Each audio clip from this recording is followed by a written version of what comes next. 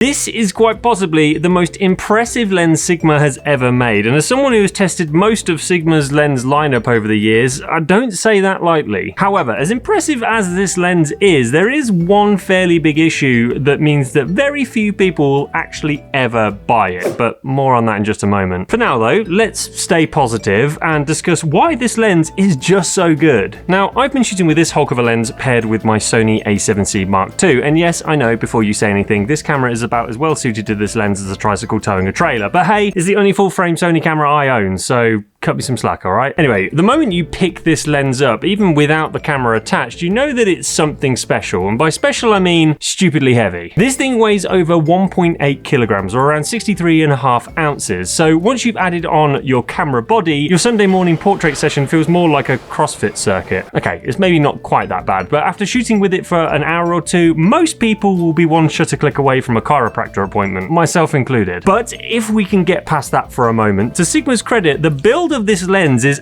absolutely top tier, and the new branding Now, I've always been a bit of a fanboy for Sigma's design language, but this is the first lens that I've handled since their brand refresh earlier in the year, and they really have managed to make their lenses look even more slick, which is impressive in of itself. Now, the lens itself is weather sealed, and the controls are laid out beautifully too. You've got 3 focus hold buttons, which can be customized, a focus ring, and a surprisingly satisfying aperture ring that can be declicked if you need it. Now, not that I've done much manual focus work with this lens, but I do have to note that this focus ring in particular is insanely smooth and responsive to use. It actually makes focusing manually, dare I say it, enjoyable.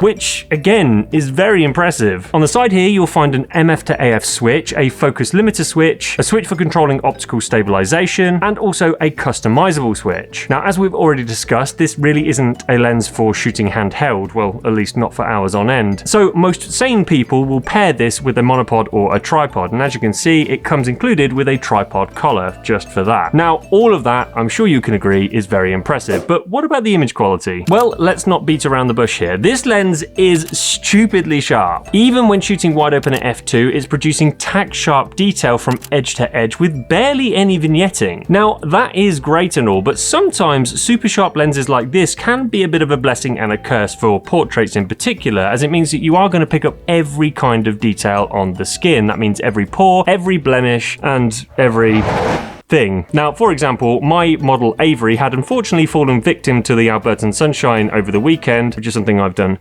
many times since being here. And whilst her top tier makeup skills have done a pretty good job of covering it up, you can still see that around her nose area, we are getting some unflattering textures on the skin. Well, not anymore. You see, that's because this week I've also been aided by my friends over at Aftershoot, who were kind enough to sponsor this episode and supply me with their latest AI retouching software. Now, you may have already heard of Aftershoot before because their AI culling and editing tool has been the mainstay for many wedding or event photographers over the years. But they've just released this brand new retouching feature so that you can now clean up your images automatically as well. That includes skin smoothing, blemish removal, brightening eyes, whitening teeth, all of that done for you in just a few clicks. And honestly, the results are subtle, clean, and actually look good, not fake. Best of all, you can try out everything Aftershoot has to offer completely for free for 30 days without having to enter any credit card details or anything like that. Just use the link in the video description or in the pinned comment below. Plus, if you use the discount code you'll find down there, you'll also get 15% off any of their monthly or yearly plans. Anyway, as you can see from these images that I shot with this lens, the bokeh is silky smooth and creamier than a bottle of full fat milk at the center of a bukkake. The combination of a 200mm focal length and a super wide maximum aperture of f2 means that there's just so much subject separation, creating an almost hyper-real look that I, for one, am a big fan of. It can also focus relatively close up too, at least close enough to fill the frame with your subject for tight headshots, which is all you kind of need anyway. And even when shooting in these close quarters, the sharpness wide open is near faultless, and the AF constantly locked onto my subject's eyes with ease. Chromatic aberration is minimal, which is also very good news, and I found that it really doesn't matter if you're shooting backlit, side lit, shooting into the sun, or just messing around with available light. This lens seems to handle it all like an absolute champ. The contrast is lovely, the colors look rich and vibrant, it's essentially essentially everything you'd want from a high-end portrait lens. Now, speaking of colors, I should also shamelessly mention that all of the images that you're looking at now have been color graded using my very own custom presets, which are available for purchase on my website. Be sure to check out the link and discount code in the pinned comment below if you're interested. Anyway, given that this is technically one of Sigma's sport lenses, it's probably no surprise to hear that the focus is also super quick. As in, quicker than me at a full fat milk bukkake. Yeah, that fast.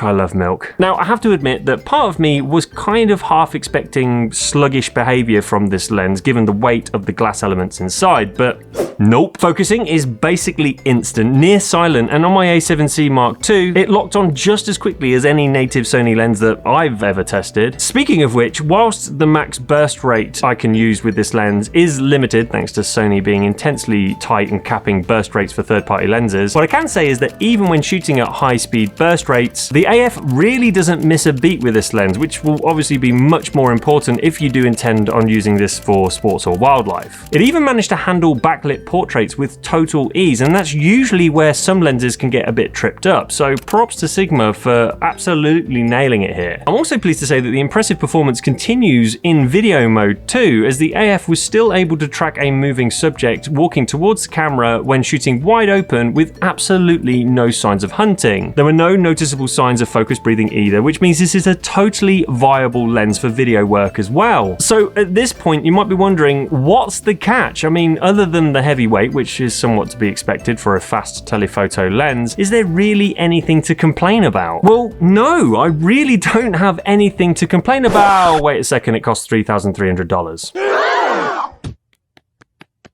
This man is overgasped. I mean, to be fair, what did you expect? Wide apertures come with wide price tags, especially on full frame cameras, and it should be pretty obvious by now that this isn't your everyday walk around lens. This thing is for full-time, dedicated portrait shooters, wildlife and sports pros, people who need serious reach, beautiful low light performance, and bokeh so rich it could come with its own offshore account. But it also begs the question, do we really need this? Or is this just the latest chapter in a never-ending race to make glass bigger, faster, and, well, more expensive? Well, honestly, I don't really know the answer to that question. I guess it's a case of each to their own, and if you can afford it, then good for you. But all I will say is that if your lens addiction has you fantasizing about gaping orifices wider than your career prospects, then maybe it's not the lens that needs recalibrating. Just saying.